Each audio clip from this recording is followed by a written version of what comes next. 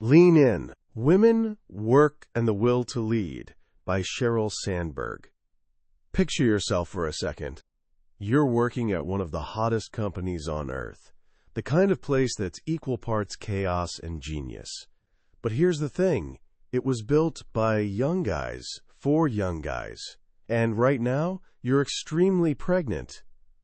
Your feet have ballooned 2 entire shoe sizes. Morning sickness is a cruel joke because it happens morning, noon, and night. And the walk from the parking lot to your desk feels like crossing a desert. One morning, after feeling particularly awful, you're rushing to a crucial meeting. You finally snag a parking spot that's roughly in the next zip code. You attempt something resembling a sprint, though it's more like an urgent waddle, and arrive feeling nauseous, drained, and desperately hoping you won't throw up in front of a client. That evening, you're venting to your husband about the day from hell, and he casually mentions something. At his office, they have reserved spots right up front for pregnant employees. Suddenly, a light bulb flickers on. The very next morning, you march straight into the office of the company's founders, 2 of the brightest, most powerful young men on the planet, and find one of them casually doing yoga in the corner. Without missing a beat, you walk right up and say, "We need pregnancy parking." He glances up, considers it for maybe 3 seconds, and says yes immediately. He'd honestly just never thought about it. That woman was Sheryl Sandberg. The company was Google. And that single moment captures the entire essence of her groundbreaking book, Lean In. This book has sold millions of copies worldwide and sparked conversations in over 30 languages, igniting a global movement. But it's not simply another business manual. It's a story about the invisible forces shaping our lives and the quiet bravery required to challenge them. Sandberg, who serves as Chief Operating Officer of Facebook, isn't just an executive. She's a sharp observer of human behavior. In Lean In, she reveals a puzzle that stumped countless people. In a world where opportunities seem wide open, why are there still so few women in leadership? The answer, she discovered, is way more layered than anyone expects. It's about societal expectations, hidden consequences, and the walls we build inside our own minds without even knowing it. Over the next several minutes, I'm going to walk you through the most transformative insights from her experience.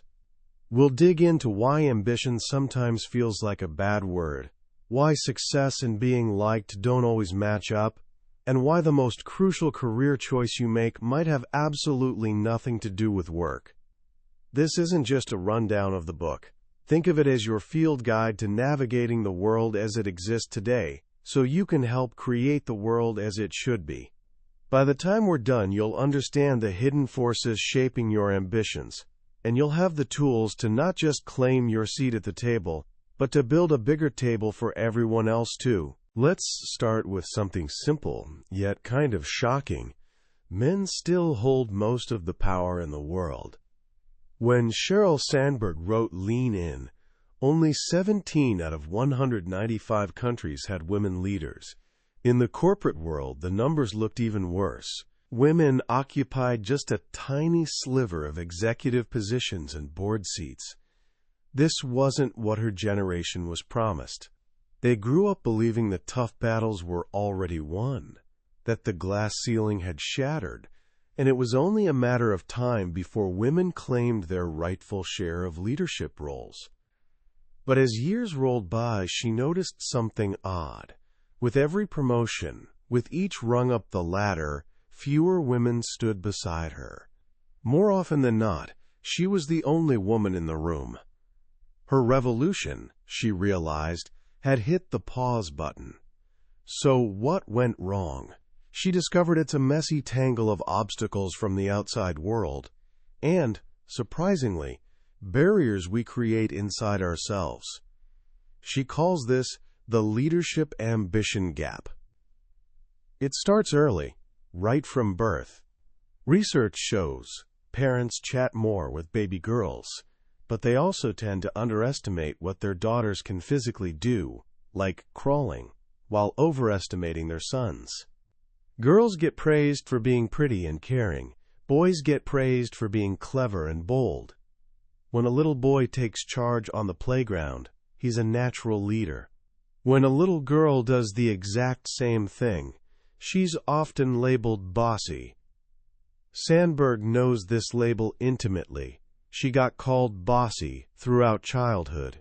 She was the kid organizing neighborhood performances, directing her younger siblings like tiny employees, and, as her brother and sister joked at her wedding, never really playing so much as managing everyone else's fun.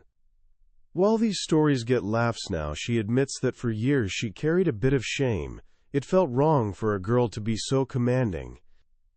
This conditioning follows us into school. Teachers, often without realizing it, call on boys more. Boys shout out answers and get heard. Girls who do the same often get reminded to raise their hands first. Young women absorb these messages. They learn that being outspoken or pushy isn't ladylike. They learn to be supporters, to be communal, to prioritize others. This creates a massive internal struggle when they enter the working world, where ambition, taking risks, and advocating for yourself are exactly what leads to getting ahead. Which brings us to one of the most powerful and maybe most uncomfortable concepts in the entire book, imposter syndrome. Ever felt like a complete fraud? Like any second, someone's going to tap your shoulder and announce, "We know you don't belong here, game over." If that sounds familiar, you're definitely not alone. Sandberg vividly recalls her senior year at college when she was inducted into a prestigious honor society. The keynote speaker, Dr. Peggy McIntosh, gave a talk titled, "Feeling Like a Fraud." She described how many high achievers, especially women, feel like they don't deserve their success. They chalk it up to luck, hard work, or somehow fooling everyone, but not their actual talent. Sandberg was riveted. This speaker was describing her exact inner experience. Every test she took, she was convinced she'd bombed it. Every success felt like she'd just barely gotten away with something. After the ceremony, she excitedly told a male classmate about this incredible speech. He just stared at her, puzzled, and asked, "Why would that be interesting?" Small moment, massive insight. This feeling of being an imposter, this nagging self-doubt, is one of the heaviest weights holding women back. She shares a story about a college class she took alongside her younger brother David. Her roommate, Carrie, was brilliant in literature. Carrie read all 10 assigned books in their original languages. Sandberg read them all in English. Her brother David showed up to 2 lectures, read 1 book, then crashed with them for a study session before the final. After the 3-hour exam, Sandberg worried she hadn't connected the readings properly. Carrie fretted she hadn't explained a key concept with enough depth. They turned to David. How did he feel? "I got the flat one," he announced, grinning. "The flat one?" "Yeah, the flat A." And sure enough, he was right. They all got A's. But the difference in their reactions was huge. Her brother wasn't cocky. She and her friend were just way too insecure. This isn't merely about feelings. It has real consequences. This self-doubt makes women consistently undervalue their abilities. Study after study confirms that when evaluating their performance, men tend to rate themselves higher than reality, while women rate themselves lower. When a man succeeds, he credits his skills. When a woman succeeds, she's more likely to say she got lucky or had help. Flip side, when a man fails, he points to lack of effort. When a woman fails, she's more likely to think she simply wasn't smart enough. This internalization of failure chips away at confidence and damages future performance. So what's the answer? Sandberg offers two strategies. First, separate feeling from fact. You can feel doubt without letting it control you. You can hear that voice saying, "You're not ready," acknowledge it, and then do it anyway. Sometimes, she says, you have to fake it. She learned this teaching aerobics in the 80s, where she had to smile for an entire hour, even on terrible days. But she found that after forcing a smile for an hour, she often genuinely felt happier. Same principle with confidence. Acting confident can actually build real confidence. This leads to her second, more crucial piece of advice, a phrase that's become a rallying cry for the lean-in movement. Sit at the table. A few years back, Sandberg hosted a breakfast for the Treasury Secretary, inviting 15 Silicon Valley executives. The guests, mostly men, grabbed food and settled at the large conference table. But the Secretary's staff, all 4 women, took their plates and sat in chairs along the wall. They absolutely had earned seats at that table. They were key participants, but they'd chosen to be observers. Sandberg waved them over, but they politely declined. After the meeting, she pulled them aside and explained they belonged at the table. They seemed surprised at first, then understood. It was a watershed moment for her, witnessing how this internal barrier, this sense of not quite belonging, could make talented women literally sideline themselves. Sitting at the table is shorthand for believing you belong. It's about raising your hand, speaking up, and grabbing opportunities. She witnessed this constantly at Google. When a new project launched, men would bang down her door explaining why they were perfect to lead it. Women, though, more cautious. They'd say things like, "I'm not sure I have the right skills yet," or "I've never done anything like that before." A famous internal report from Hewlett-Packard found that men apply for jobs when they meet only 60% of the qualifications. Women only apply if they meet 100%. That gap is staggering. It means women systematically eliminate themselves from opportunities men are seizing. The ability to learn as you go, to grow into a role, is essential. But the imposter voice insists we need perfection before we even start. The message is crystal clear. Don't wait for an invitation. Don't wait until you're 100% certain. Trust yourself to learn and adapt. Keep your hand up. Sandberg tells a humbling story about giving a talk on this exact topic at Facebook. At the end, she said she'd take 2 more questions. She answered them, and noticed all the women in the audience lowered their hands. But several men kept theirs raised. And because hands were still up, she took a few more questions, only from men. Later that day, a young woman approached her and said, "I learned something today. I learned to keep my hand up." Those words, Sandberg says, hit her like a freight train.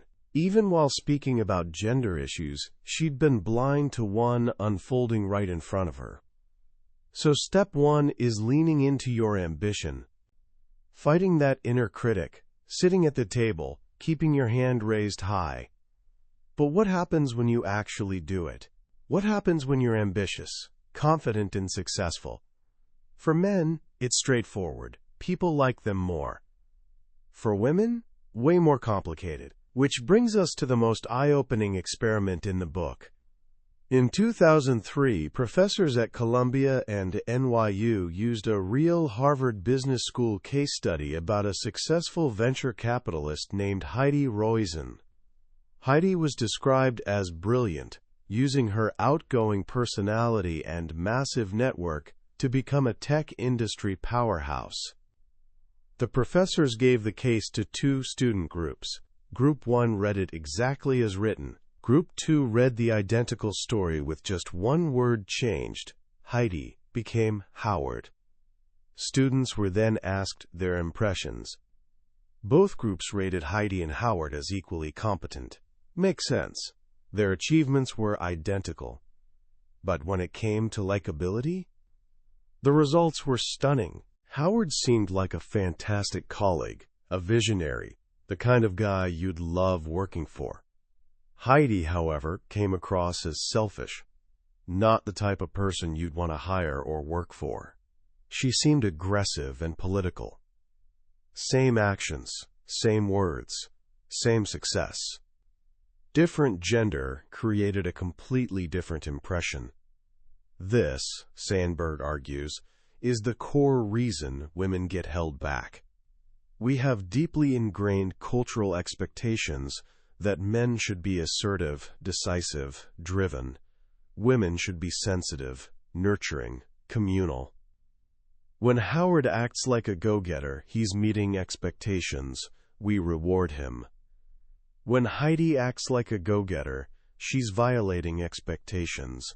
We punish her. This is the success and likability penalty. It creates a terrible double bind. If a woman's competent, she's not seen as nice. If she's really nice, she's often considered less competent. This is an abstract theory. It plays out daily in the real world. Sandberg recalls how in business school, she and 6 male students won an award for highest first-year grades. The 6 men broadcast their achievement, gaining instant credibility. Their comments in class carried more weight. They got early job offers. Sandberg, though, instinctively knew broadcasting her academic success would backfire. She kept it secret. Being top of the class made life easier for the men, but she knew it would have made hers harder. It would have branded her as too smart, too ambitious, and, as the Heidi study proves, less likable. This double bind complicates everything, especially negotiation. Men are expected to negotiate, no harm in asking. But when women advocate for themselves, they're often seen as demanding and self-centered. Research shows both men and women are less willing to work with a woman who's negotiated for higher salary. So what's a woman supposed to do? Just accept less? Absolutely not. Sandberg offers a brilliant approach. She calls it think personally, act communally. Instead of saying, I deserve this, frame your request around shared goals. When she negotiated her compensation with Mark Zuckerberg at Facebook, she was nervous about pushing too hard, but her brother-in-law told her, no man at your level would accept the first offer. Motivated, she went back to Mark, but she didn't just make demands. She opened with, of course you're hiring me to run your deal teams, so you want me to be a good negotiator. This is the only time you and I will be on opposite sides of the table. Brilliant. She framed her personal negotiation as demonstrating a skill benefiting the company, still advocating for herself, but doing it communally. She also suggests using we instead of I, saying we had a great year lands better than I had a great year. Sounds trivial, but it works. It positions you as a team player, not just self-promoting. It's a frustrating tightrope, but understanding the rules lets you play the game more effectively. Of course, a career isn't just navigating tricky moments. It's building a fulfilling life long-term. And our traditional thinking about this is completely wrong. We tend to view careers as ladders, linear, step-by-step climbs to the top. Sandberg argues this metaphor is outdated and limiting. A much better one? A jungle gym. A ladder has one path up and a narrow view of whoever's in front of you. A jungle gym offers multiple routes. You can move sideways, swing to different sections, even go down temporarily to reach a better spot. It's more creative, flexible, and offers better views along the way. Her own career proves it. She went from the World Bank to the Treasury Department to an obscure tech startup called Google, then Facebook. None of these were obvious next steps on a ladder. She wasn't just climbing up. She was climbing around, seeking growth and impact. When considering leaving her stable government job for tech, the bubble had just burst. Huge risk. And when deciding between job offers, the Google position was the lowest level and most vaguely defined. No team, no clear responsibilities. She made a spreadsheet comparing options, and Google scored worst on every metric. Then Google's CEO, Eric Schmidt, gave her what she calls the best career advice ever. He placed his hand over her spreadsheet and said, "If you're offered a seat on a rocket ship, you don't ask what seat, you just get on." She realized only one thing mattered: fast growth. In fast-growing companies, opportunities always outnumber people to fill them. You can build your own role where the jungle gym constantly expands. This leads to her planning advice. Have 2 concurrent goals, a long-term dream and an 18-month plan. The long-term dream doesn't need specifics. It's a direction marker, maybe working in a certain field, having specific autonomy, making particular impact. For her, it was always doing something meaningful, repairing the world. The 18-month plan is concrete. Set goals for what your team can accomplish and, equally important, what new skills you want to learn. It's about taking on stretch assignments, stepping outside comfort zones, actively seeking challenges. This mindset matters because for women, the temptation to play safe is strong, and this temptation peaks when thinking about family. Which brings us to one of the most counterintuitive vital concepts in Lean In: don't leave before you leave. Sandberg tells of a young Facebook woman who came to her with urgent work-life balance questions. After a few minutes, Sandberg asked if she was expecting. Woman said no. Was she married? No. In fact, she didn't even have a boyfriend. She was planning for a family potentially a decade away, and already starting to lean back. This is classic. A woman, thinking about future children, mentally scales back ambitions. She skips that promotion, turns down the challenging project, takes a smaller role. She makes small decisions, creating space for a family that doesn't exist yet. Problem is, she still has years of work ahead. By the time the baby actually arrives, she's already fallen behind peers.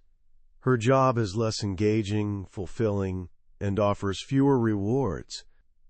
Then, when making the difficult choice between staying at work or home, the choice is skewed. She's choosing between full-time motherhood and returning to a job that isn't great anymore. The tragedy, Sandberg says, is women end up leaving precisely because of things they did trying to stay. Her advice is radical. The years before having children aren't the time to lean back. They're critical time to lean in. Accelerate. Floor it. Reach for every opportunity. Get that promotion. Take on that big project. Make your job as rewarding and challenging as possible. Because if you do, when decision time comes, you'll decide from a position of strength. A compelling, fulfilling job makes the tough choice of returning to work a fair fight. Of course, leaning in at work is only half the equation. The other half happens at home. And Sandberg is crystal clear about this. The single most important career decision a woman makes is whether she'll have a life partner and who that partner is. She shares her story with raw honesty. When their first child was born, she and her husband Dave lived in different cities during the week. Most childcare fell to her. The division felt uneven, straining their marriage. They'd fallen into traditional, lopsided gender roles so many couples do. Even when both spouses work full-time, studies show mothers do significantly more childcare and housework. Here's where another powerful and sometimes controversial piece of advice comes in. She warns against maternal gatekeeping. That's the fancy term for, "Oh my God, that's not how you do it, just let me do it myself." When a mother is too critical or controlling of how a father helps with the baby, he tends to do less, It gives the mother power, but it's power that ultimately traps her. Her advice to new mothers is simple. Let your husband put the diaper on however he wants, even if he puts it on the baby's head. Eventually, he'll figure out the right end. But force him to do it your way, and soon you'll be doing it every time. If you want a true partner, treat him as equal and equally capable. The benefits are enormous. Studies show when husbands do more housework, wives experience less depression, marital conflict decreases, and couples are more likely to stay together. In fact, divorce risk gets cut in half when a wife earns half the income and a husband does half the housework. And, she adds with a knowing smile, couples sharing responsibilities have more sex. This isn't about blaming either gender. It's about challenging deep-seated expectations we all hold. We expect women to be nurturing, but don't have the same expectation of men. We judge men by professional success and women by devotion to family. A truly equal world, she argues, would have women running half our countries and companies, and men running half our homes. This requires men to lean into their families just as women need to lean into careers. It means celebrating fathers who prioritize children and creating workplace policies supporting them. But even with a true partner and thriving career, there's one final myth to dismantle, the myth of having it all. Sandberg calls this phrase the greatest trap ever set for women. It's an impossible ideal, making everyone feel inadequate. Nobody has it all. The very concept defies basic economics and common sense. Life is a series of trade-offs. A better question, she suggests, isn't can we have it all, but can we do it all? And again, the answer is no. The solution is letting go of unattainable perfection. There's a poster at Facebook she's tried embracing as a motto: done is better than perfect. Aiming for perfection leads to frustration and paralysis. Embracing the mess, accepting things will be complicated and imperfect, is the key to contentment. She speaks candidly about her struggles, the guilt missing a parent-teacher conference, the anxiety seeing other mothers volunteering full-time at school, the time her baby son, when hurt, reached for his nanny instead of her. It pierced her heart, she admits. But she's learned to manage the guilt, trust data showing children of working mothers thrive, and focus on being fully present in moments she does have. Success, she concludes, isn't having it all. Success is making the best choices possible and accepting them. So where does this leave us? With a call to action, a call to start talking. For too long, gender has been the elephant in the room. We ignore it, talk around it, pretend it doesn't exist, because we're scared of saying the wrong thing. Women fear seeming like complainers. Men fear seeming sexist. But we can't change what we're unaware of. And once aware, we can't help but change. Talking about these biases, the Heidi/Howard effect, the ambition gap, the likability penalty, makes the subconscious conscious. It lets us question our assumptions and others' assumptions. This isn't us versus them, not women against men, and definitely not women against women. The mommy wars, pitting stay-at-home mothers against working mothers, are a distraction. Both groups are trying to live up to inconsistent, impossible ideals. Instead of judging each other, we need supporting each other. This is collective effort. Men need becoming active allies, sponsoring and mentoring women. Women need looking out for one another, acting not as competitors for a single token spot, but as a powerful coalition. The journey toward true equality is long, but it happens one conversation at a time. When one manager realizes he's been interrupting female colleagues and stops. When one father takes paternity leave. When one woman applies for a job she's only 60% qualified for. It happens when one pregnant woman demands a parking spot. The revolution, Sandberg tells us, must be internalized. The shift to a more equal world will happen person by person. We move closer with each person making the quiet, courageous choice to lean in. Stepping back and looking at lean in as a whole, what's the single most powerful takeaway? For me, it's this profound realization that the world runs on invisible rules. And for the longest time, half the population wasn't given the rule book. Sheryl Sandberg's gift isn't just complaining about the rules, she decodes them for us. She gives us language and framework to understand why things are the way they are. Why a confident man is a leader but a confident woman is bossy. Why a successful man is admired but a successful woman is often disliked. This isn't a book blaming women. It's not blaming men either. It's empowering everyone by revealing hidden biases and cultural currents affecting us all. It's understanding that the battle for equality is fought on two fronts, out there, in the world, against systemic barriers, and in here, in our minds, against self-doubt and fear holding us back. The beauty of her message is, it gives us a starting point. We may not change the world overnight, but we can change how we operate within it, starting today. We can choose to sit at the table, choose to keep our hand up, reframe a negotiation. These aren't grand revolutionary acts, they're small, quiet moments of courage. But compounded over a lifetime, they're transformative. This book reminds us, personal choices are never made in a vacuum. They're shaped by expectations, stereotypes, and pressures all around us. By making these forces visible, Sandberg gives us power to consciously push back. So how can you start applying these ideas to your life right now?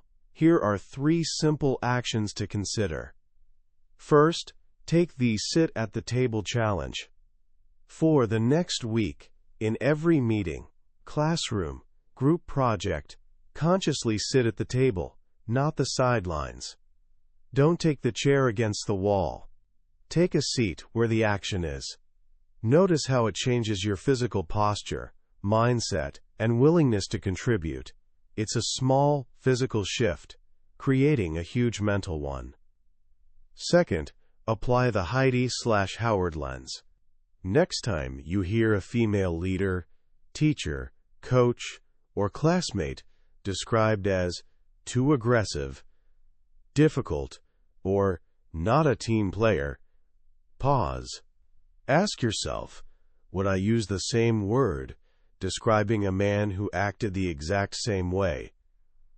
This isn't making excuses for anyone's behavior.